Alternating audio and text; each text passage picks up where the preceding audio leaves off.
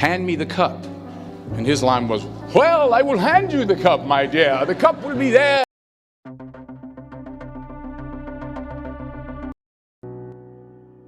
So I had to be here. I had to come. Even though I was afraid I might make a fool of myself. In fact, if you really want to know the truth, I had to come exactly because I might make a fool of myself. Now, what am I talking about? Here it is. I found that nothing in life is worthwhile unless you take risks. Nothing. Nelson Mandela said, there is no passion to be found playing small and settling for a life that's less than the one you're capable of living. Now, I'm sure in your experiences in school and applying to college and picking your major and deciding what you want to do with life, I'm sure people have told you to make sure you have something to fall back on. Make sure you got something to fall back on, honey. But I never understood that concept, having something to fall back on. If I'm going to fall, I don't want to fall back on anything except my faith. I want to fall forward. I figure at least this way I'll see what I'm going to hit. Fall forward. This is what I mean. Reggie Jackson struck out 2,600 times in his career, the most in the history of baseball. But you don't hear about the strikeouts. People remember the home runs. Fall forward.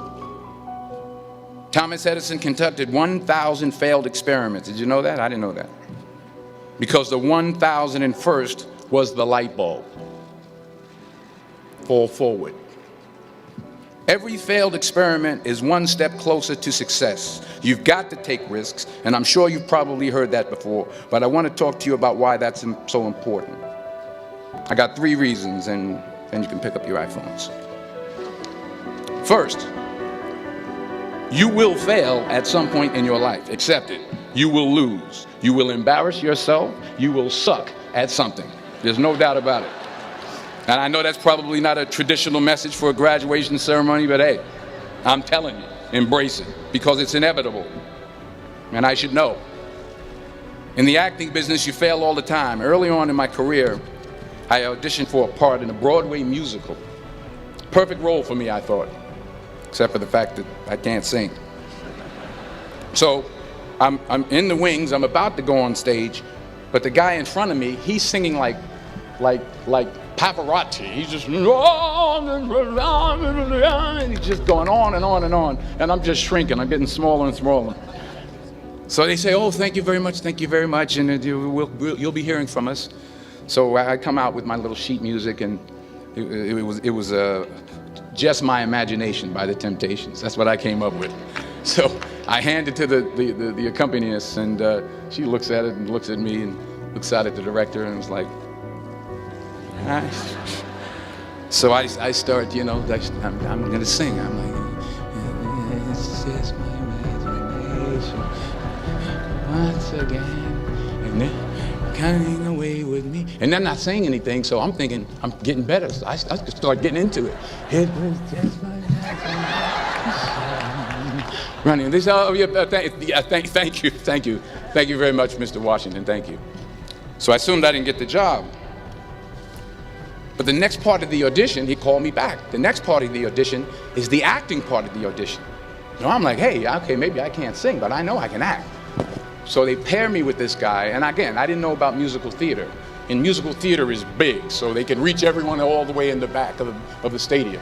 And I'm more from a realistic, naturalistic kind of acting where you actually talk to the person next to you. So I don't know what my line was. My line was, well, hand me the cup. And his line was, well, I will hand you the cup, my dear. The cup will be there to be handed to you. And I said, oh, okay. Well, should I give you the cup back? Oh, yes, you should give it back to me, because you know that is my cup and it should be given back to me. I didn't get the job. But here's the thing. I didn't quit. I didn't fall back. I walked out of there to prepare for the next audition, and the next audition, and the next audition. I prayed. I prayed and I prayed. But I continued to fail and fail and fail. But it didn't matter, because you know what? There's an old saying, you hang around the barbershop long enough, sooner or later you're going to get a haircut. So you will catch a break, and I did catch a break. Last year, I did a play called Fences on Broadway. Someone talked about it. Won the Tony Award. And I didn't have to sing, by the way. But here's the kicker. It was at the Court Theater. It was at the same theater that I failed that first audition 30 years prior. The point is, and I'll pick up the pace, the point is, every graduate here today has the training and the talent to succeed. But do you have the guts to fail? Here's my second point about failure. If you don't fail, you're not even trying. I'll say it again. If you don't fail, you're not even trying. My wife told me this great expression. To get something you never had, you have to do something you never did. Les Brown's a motivational speaker. He made an analogy about this. He says, imagine you're on your deathbed, and standing around your deathbed are the ghosts representing your unfulfilled potential. The ghost of the ideas you never acted on. The ghost of the talents you didn't use. And they're standing around your bed, angry, disappointed, and upset. They say, we came to you because you could have brought us to life, they say. And now we have to go to the grave together.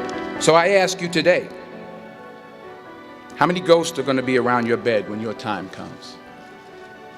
You've invested a lot in your education, and people have invested in you. And let me tell you, the world needs your talents. Man, does it ever. I just got back from Africa like 2 days ago, so if I'm rambling on, it's because I'm jet lagged. I just got back from South Africa. It's a beautiful country, but there are places there with terrible poverty that need help. And Africa is just the tip of the iceberg. The Middle East needs your help. Japan needs your help. Alabama needs your help. Tennessee needs your help. Louisiana needs your help. Philadelphia needs your help. The